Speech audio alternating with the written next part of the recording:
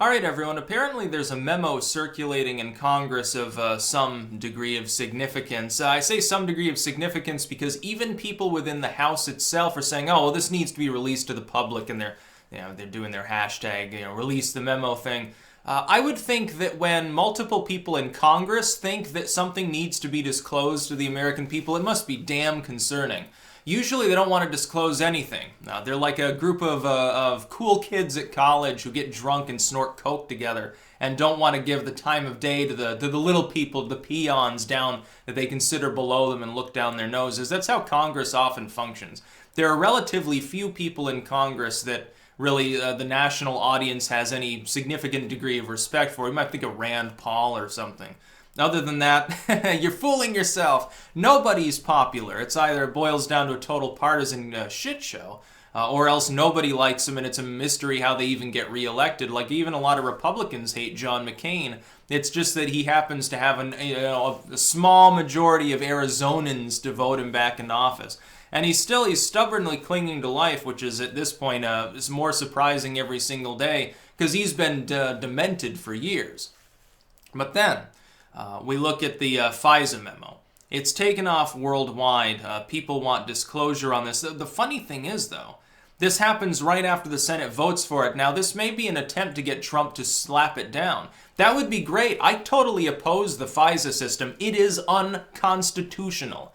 The Fourth Amendment prohibits the government from doing exactly what the FISA courts authorize the government apparently to do. The fact that they say that it's legal because they have a bill and nobody challenged it doesn't mean it's actually not in breach of the Constitution. Look, if the government said, hey, we're going to start intercepting any arms shipments state to state, and so, you can't get your guns and, de facto disarmament or something, I think people would have a problem with it. But apparently, if you talk to somebody right across the border in Canada, the government can scoop up their info and then get yours. Now, don't you think this could be used to abuse people?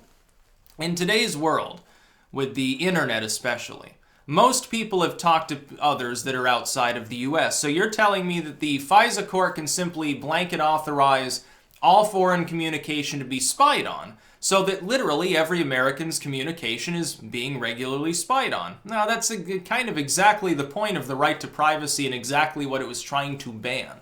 The idea that correspondence, unless there is a significant enough reason to believe that a crime is being committed to issue a proper warrant through a public court, which also can be potentially appealed by the party on which it's being issued.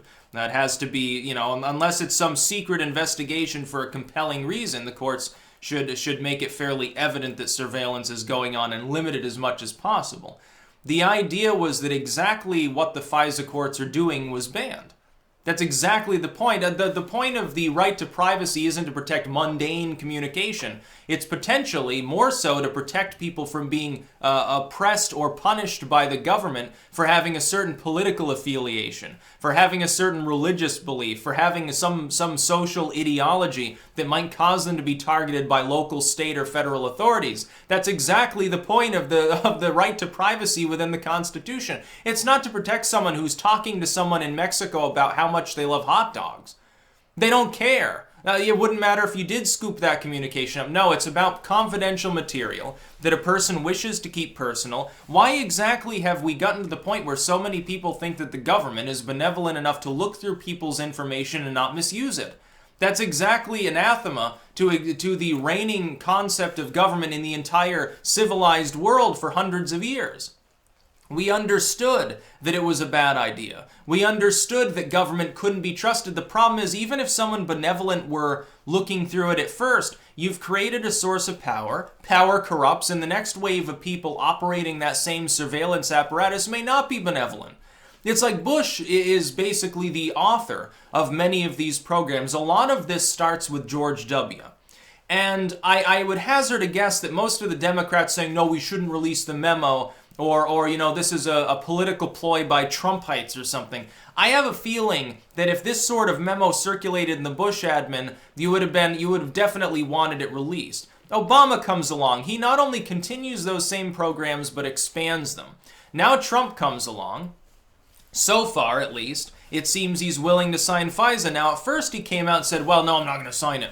No, I oppose this. Paul Ryan apparently had to take him aside and say, oh no, FISA's good because of neocon reasons, which it isn't. Paul Ryan's an embarrassment even to people within his own party at this point. I mean, he's crazy. He doesn't know what he's doing. He doesn't know anything. He doesn't know shit from Shinola. He's the failed would-be VP of Mitt Romney, of all people. Mitt Romney, who thought it was a good idea to take the last month of the fucking campaign and stop campaigning. What a wonderful guy he was with his car elevator. Who let the dogs out? It was the funniest thing I've ever seen. Killing a big bird. Horses and bayonets. You're going to trust him? And the person that he thought was a good idea to potentially lead the country if he had a stroke or something, you want to trust this individual on the subject of FISA of all things? No, I don't. I think I'll exempt myself from wanting to do that. Apparently, though, FISA is so abusive that a memo is circulating that's so compelling that even Congress, even people in Congress who are all almost entirely corrupt, even they want to release it. Now, there's two reasons for this, possibly. Well, technically three. There are three scenarios in which what's playing out now makes sense. The first is that the FISA memo is evidence of such chronic and total abuse that it absolutely must be released for moral reasons, that it's so corrupt that it even goes beyond the routine, mundane corruption of people in the House. Basic money laundering, having affairs, snorting coke on the job and stuff. The basic corruption that happens in D.C. on a day-to-day basis. It's worse than that. That would be pretty damn concerning. The second is that Trump is commanding a bunch of Republicans to do this because he doesn't want to sign FISA. He looked at the population, he's got the Republicans wanting it, but he's got the people not wanting it, so he wants to cut it off and give himself a reason why he doesn't have to sign FISA, so he can say, hey, look, they wanted to spy on Americans, I don't agree with that, foreign surveillance is fine, but FISA's not the way to do it, say, reform it or something, so that he can score political points, especially with young voters. This makes quite a bit of sense. I wouldn't put it past Trump to do something like that. It would be a masterstroke of genius to design a way to stand against FISA using a few loyal individuals within the GOP to start a grassroots movement, which is, again, it's exactly the sort of thing that Trump has been doing for over a year, for almost 2 years now. Campaigner Trump and President Trump have arguably been quite similar in that respect. The third possibility is the GOP, in a primordial sense, wants to use it as a grandstanding issue. It's sort of like the Schumer shutdown thing, and it makes sense. Now, the Republicans tie the budget deal into a short-term extension for children's insurance, and then they can say, hey, the Democrats want to take your kids' insurance away, take their coverage away because of illegal immigrants. They prefer them over your native-born children. That's a decent strategy. I'm not sure that it's 100% correct or moral to make that argument, but it worked as a strategy, generally speaking. The Democrats have to bite the bullet. This is now FISA-gate, it's been labeled, or Memo-gate, or just hashtag release the memo. Yes, they should. We need more transparency in government. Look, this is something that people like myself have been arguing for. It doesn't matter if it's a Democrat in office or a Republican. I was arguing for it under W. I argued for it under Obama. I argue for it under Trump now. The fact that Trump says drain the swamp, MAGA, whatever, doesn't mean that I don't want transparency in government. I'm not going to take his word for it on everything any more than I would the media, Obama, Bush, or any of these other people. We still need that transparency. Trump himself should come out and demand that it be released. That would get it released really quick. Or it would force the Democrats to say, hey, the public doesn't need to know the contents of this memo. What exactly is in it? Is it proof that you did spy on the Trump campaign? Is this about to crush the Mueller investigation entirely and expose the deep state? I think that might be a little bit of a stretch, but it would be funny. I mean, it would lead to total chaos. It'd certainly be a busy day for me. I'd have to do a live stream for hours and hours, probably just to answer people's questions. I'd have to put on ultra slow-mo. It'd be like 300-second wait time between comments at that point. There'd be so many people asking things. So that's a possibility. Or it could show, hey, such and such a proportion of Americans have had their stuff spied on. Or it could be something like during the Snowden days, you'll remember. Snowden's first revelation to the American people in the Obama era. All it said was, hey, the NSA's surveillance apparatus is collecting some metadata on certain groups of people. Now, this was concerning But remember, it went further than that. That was just the first release, and week after week he kept doing more releases that showed that more and more data from more and more people was being more and more abused. And he did this. He did this in slow batches to get like Clapper and others to respond, so that he could then negate their responses and show that they were lying to the American people. Now we won't have that here probably, but it's one of those situations where you can envision multiple kinds of content there. Now, that would show potential abuse or wrongdoing, and at the very least, we don't have the content.